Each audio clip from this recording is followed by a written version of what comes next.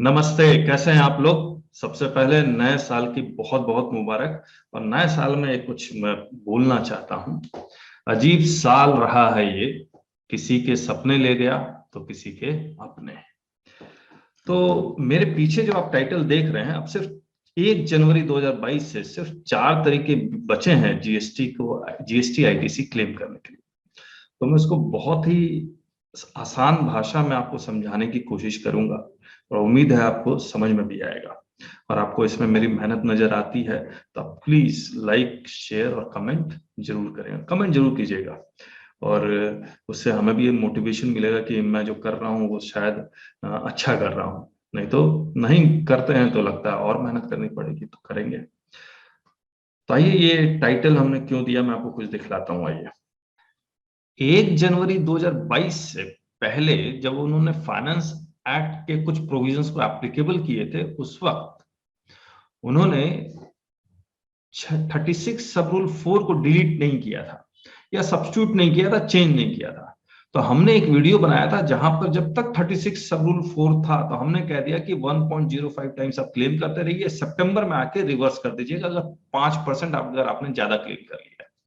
लेकिन अब इन्होंने एक नोटिफिकेशन निकाला 40/2/2021 central tax dated 29/12/2021 with effect from 1 जनवरी 2022, जहां पर उन्होंने अब ये लिख दिया, ये 36 अब रूल 4 है, लिख दिया कि भैया क्रेडिट आपको तभी मिलेगा जब आपके 2B में नजर आएगा। तो पहले कंफ्यूजन भी थी 2B या 2A, 2B 2A, और हम लोग हमेशा से ये मानते थे कि 2B ही होगा क्योंकि 2B एक स्टैटिक डॉक्यूमेंट है, डायनेमिक नहीं है। तो ऑब्वियसली 2B ही डॉक्यूमेंट से आपको क्रेडिट क्लेम करना है।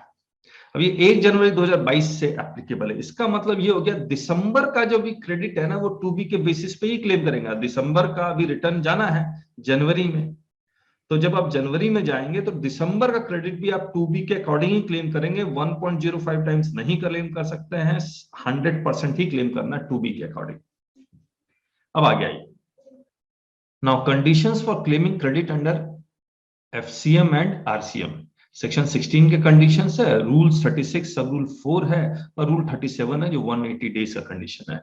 आपको भी पता है, ए में लिखा हुआ है कि इनवॉइस और डॉक्यूमेंट होना चाहिए, डबल ए में 2B है, बी में गुड्स और सर्विसेज रिसीव हो जाना चाहिए, सी में कि सप्लायर आपका टैक्स पे कर चुके हैं, और डी में क्रेडिट आप क्लेम कर चुके हैं, और 37 में कि 180 डेज में आपने पेमेंट कर दिया है। और 16 सब रूल 4 सबसेक्शन 4 में लिखा हुआ है कि क्रेडिट आप सितंबर नेक्स्ट फाइनेंशियल के सितंबर के 3B रिटर्न तक ही क्लेम कर सकते हो, उसके बाद क्रेडिट खत्म हो जाएगा, लॉस हो जाएगा।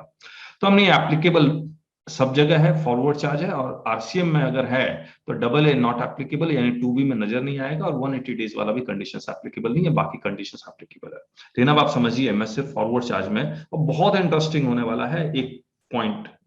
हमने 7 तरीके बताए हैं और हमने क्या किया है, यहां पर लिख दिया है यस यस यस करके, और देखिए ये 7 तरीके हैं।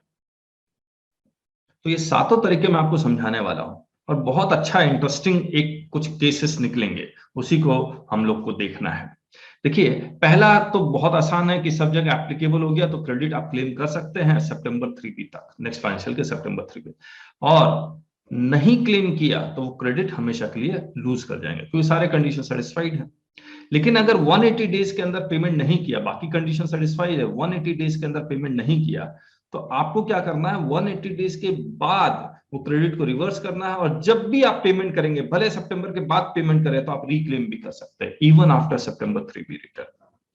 और अगर 3B में क्लेम नहीं किया, सब कंडीशन सेटिस्फाइड है, लेकिन आपने 3B में ही क्लेम नहीं किया, तो आप क्रेडिट हमेशा के लिए लूज कर जाएंगे। तो वो क्रेडिट आप कम से कम सितंबर तक आप क्लेम कर लिए, lose the credit for ever if not claim bye September 3B return. तो ये 3 केस तो बहुत आसान थे। अब चौथे में आते हैं। देखिए, चौथा बड़ा इंटरेस्टिंग है। इनवॉइस और डॉक्यूमेंट है आपके पास, 2B में भी नजर आ रहा है, और गुड्स और सर्विसेज आप रिसीव कर चुके हैं, लेकिन सप्लायर ने आपका टैक्स नहीं दिया, but supplier did not paid your tax. आपने क्रेडिट क्लेम कर लिया क्योंकि 2B में आ रहा है, आपने 180 डेज के अंदर पेमेंट भी कर दिया। Is it possible? सबसे पहली बात तो क्या ये पॉसिबल है? यस, पॉसिबल है। और कैसे पॉसिबल है कि सप्लायर ने 1 में तो दिखलाया लेकिन 3B में उसने कम टैक्स दिया। मैं आपको एक एग्जांपल देता हूं, देखिए सप्लायर अपना जीएसटीआर 1 में 2 इनवॉइस फाइल कर रहा है, इनवॉइस 1 जिसमें टैक्स अमाउंट 100 है, इनवॉइस 2 100 है। 2 इनवॉइस का एग्जांपल लेते हैं तो ताकि तुरंत समझ में आ जाएगा। तो 3B में ऑटो पॉपुलेट होकर 200 आया, उसने 200 टैक्स नहीं भरा, 100 ही भरा है।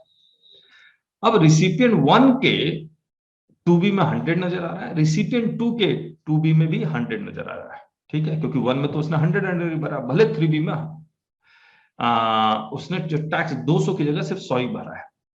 अब ऑप्शन विद द डिपार्टमेंट, अब इसमें कौन सा सेक्शन का कंडीशन सेटिस्फाई नहीं हो रहा, कमेंट बॉक्स में लिखिए पॉज करके, कौन सा कंडीशन सेटिस्फाई नहीं हो रहा है कि सप्लायर क्लॉज सी सेटिस्फाई नहीं हो, सप्लायर ने टैक्स पेमेंट नहीं किया। तो रिसिपिएंट को कैसे पता लगेगा कि सप्लायर ने उसका टैक्स पेमेंट किया या नहीं किया? सप्लायर ने 100 रुपया तो पेमेंट किया है ना, लेकिन 100 रुपया किसका टैक्स पे किया है? रिसिपिएंट 1 का किया या रिसिपिएंट 2 का किया है? रिसिपिएंट 1 क्लेम करता है कि मेरा किया, तो पता कैसे लगेगा? रिसिपिएंट 2 क्लेम करता है तो उसको कैसे पता लगेगा? तो ये जो क्लॉज सी के बारे में कि supplier has paid the tax और नॉट, रिसिपिएंट को कभी पता है, ये इनबिल्ट मैकेनिज्म जीएसटी पोर्टल में है नहीं। और डिपार्टमेंट लेकिन डिपार्टमेंट को तो पता लग ही जाएगा। अब डिपार्टमेंट भी ये देखेगा कि 100 रुपया पेमेंट, 200 की जगह सिर्फ 100 रुपया पेमेंट हुआ, तो सप्लायर से पूछेगा कि भैया किस रिसिपिएंट का पेमेंट हुआ, वैसे पूछेगा नहीं, लेकिन अगर पूछ भी ले तो सप्लायर कहेगा कि भैया जिसका मानना मानो, मेरे को क्या है। ठीक बात है। अब डिपार्टमेंट के पास 2 ऑप्शन है, या तो दोनों को क्रेडिट डिनाई कर दो, बोला सर किसी का पेमेंट नहीं हुआ, या फिर किसी एक का अलाउ कर दो और दूसरे का डिनाई कर दो, या फिर दोनों का अलाउ कर दो। कमेंट में बताइए कि क्या ऑप्शन है। अब आप सोच के देखिए, अगर दोनों को डिनाई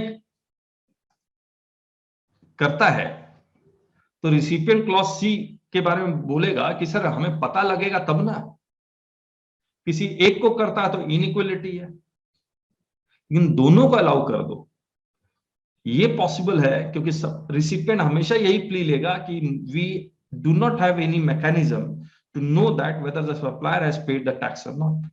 2B में आना था, 2B के अकॉर्डिंग है ये टैक्स, जीएसटी क्रेडिट हमने क्लेम किया है। इसीलिए गवर्नमेंट ने एक सेक्शन 75 सबसेक्शन 12 में एक एक्सप्लेनेशन ऐड किया, जहां ये कहा गया कि जीएसटीआर 1 और 3B का अगर मिसमैच हुआ तो उसको भी हम लोग सेल्फ असेस टैक्स मांगेंगे और रिकवरी प्रोसीडिंग स्टार्ट करेंगे। तो गवर्नमेंट ने 1, 2, 3 जो ओरिजिनल स्कीम था वो इंप्लीमेंट नहीं हो पाया, ना हो पाता। वहां पर इनबिल्ट मैकेनिज्म से रिसिपिएंट को पता लग जाता कि सप्लायर ने टैक्स पे किया या नहीं किया, अब वो है नहीं। तो गवर्नमेंट ने अब ये सारा रेस्पॉन्सिबिलिटी अपने ऊपर ले लिया, बोला ठीक है रिसिपिएंट 1 और 2 दोनों क्रेडिट ले लो, अब सप्लायर से टैक्स वसूल करना हमारा काम है। दोनों को अगर क्रेडिट डिनाई कर देते तो डबल, यहां से रिकवरी हो जाती, यहां पर डबल टैक्सेशन हो जाता, और यहां पर रिकवरी हो जाती, आप इसको क्रेडिट डिनाई कर देते तो डबल टैक्सेशन हो जाता। तो बेटर ऑप्शन ये है कि अगर डिपार्टमेंट एग्रेसिव ना हो, सही इंटेंशन, अकॉर्डिंग टू इंटेंशन अगर लॉ को अप्लाई किया जाए तो इससे रिकवरी करते रहिए, तो इन दोनों को क्रेडिट अलाउ कीजिए। तो mismatch between GSTR 1 and 3B will be treated as self-assessed tax.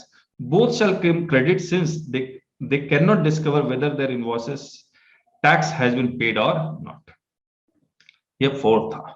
5th देखिए, 5th में B का कंडीशन सेटिस्फाई नहीं हुआ, यानी कि आपने अभी तक गुड्स और सर्विसेज रिसीव ही नहीं किया, तो ऑब्वियसली नॉट एलिजिबल है। लेकिन यहां आप समझिए इस चीज को, 6th कंडीशन, यहां पर 2B में नजर नहीं आ रहा है लेकिन आपका टैक्स पे हो चुका है। ये कैसे पॉसिबल है? ये तब पॉसिबल है जब आपका B2B का इनवॉइस B2C में डाल दो, या फिर आपका इंटरस्टेट सप्लाई था वो उसने B2B में तो डाला है लेकिन इंटरस्टेट डाल दिया, यानी कि आपको लगता है C और S का क्रेडिट क्लेम करना चाहिए, 2B में I नजर आ रहा है, तो ये भी पॉसिबल है। तो याद रखिएगा, not eligible even if the supplier has paid the tax, not eligible, क्योंकि 2B में नजर नहीं आ रहा है। तो 4 और 6 में आपको डिफरेंस नजर आ गया होगा। और यहां पर यस सॉरी A 7th में अगर इनवॉइस और डॉक्यूमेंट नहीं है तो बाकी कुछ देखने की जरूरत ही, नॉट एलिजिबल। तो जो डिस्प्यूट का पॉइंट जो नजर आएगा वो सिर्फ ये 4th नजर आएगा। मैं एक बार पढ़ देता हूँ fourth. Is it possible? Yes, supplier may amend his GSTR 3B and do not pay what is being auto-populated in GSTR 1. Since recipient is unable to discover whether supplier has paid the tax or not, recipient should ideally claim credit, but department might ask you to reverse it since it is a provisional credit for you. मैंने लिखा might, करना नहीं चाहिए, करना नहीं. And therefore department, तो इसीलिए department ने कहा कि चलो हम अलाउ करेंगे. Inserted one explanation 75 subsection 12 treating the mismatch of GSTR 1 and 3B as self assessed tax. तो ये इतना ही था. मुझे उम्मीद है कि मैं अपनी बातों को आपके साथ रख पाया हूं. और ये जो भी हमने यहाँ पर चार्ट बताया है वो हमारी किताब में भी लिखा हुआ है. और हम लोग एक जीएसटीआर सर्टिफिकेट कोर्स करवाते हैं, in depth GSTR certificate course करवाते हैं, और बहुत अच्छा और इंडस्ट्री ओरिएंटेड, प्रैक्टिकली ओरिएंटेड, और legal aspects, clerical aspects, form भरना कैसे. कई फोन आते हैं, सर फॉर्म भरना सिखलाते हैं. हम लोग फॉर्म भरना जरूर सिखलाते हैं. हम लोग जीएसटी में बहुत कुछ सिखलाते हैं. आपके इमेजिनेशन से ज्यादा, आपकी सोच से ज्यादा हम लोग सिखलाते हैं.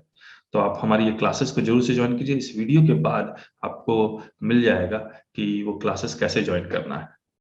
तो हमारी जो वेबसाइट है आप जो देख रहे हैं taxbykk.com, इसको आप जरूर से विजिट कीजिए और कोर्स को जरूर से ज्वाइन कीजिए.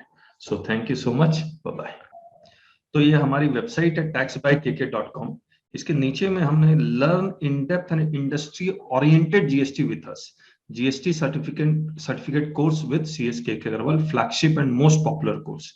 और इसमें आप अगर आप देखेंगे तो इस GST certificate course is specially designed for accountant in practice, lawyer, CA in practice, CAs in practice, CMA in practice, CEO, CFO and others. This course is very in-depth and industry oriented. We shall discuss all legal and practical points of every provisions in the Act. The course is almost plus 200 hours and we cover every section of CGST Act, subsection, clauses, sub-clauses, proviso, explanation, और इसके पीछे के सारे logics, interlinkage of sections, IGST Act, all its corresponding rules, corresponding notifications, corresponding circulars with case laws and case studies with practical examples. We will make interlinked section with sections, sections with rules, sections with forms, sections with notifications, sections with circulars. हर चीज को interlink करेंगे. No doubt we have learners from every field all over India, since no other faculty all over India covers this much in depth of GST. Be smart learner and join now. और join now करने के लिए आपसे classes में जाइए, recorded classes है हमारी, इसमें जाइए और यहाँ पर आपको ये जीएसटी सर्टिफिकेट कोर्स मिलेगा जिसको आप खरीद सकते हैं. और 1750 से स्टार्ट होगा, 2 मंथ की वैलिडिटी इंक्रीज होती जाएगी, प्राइस बढ़ता जाएगा.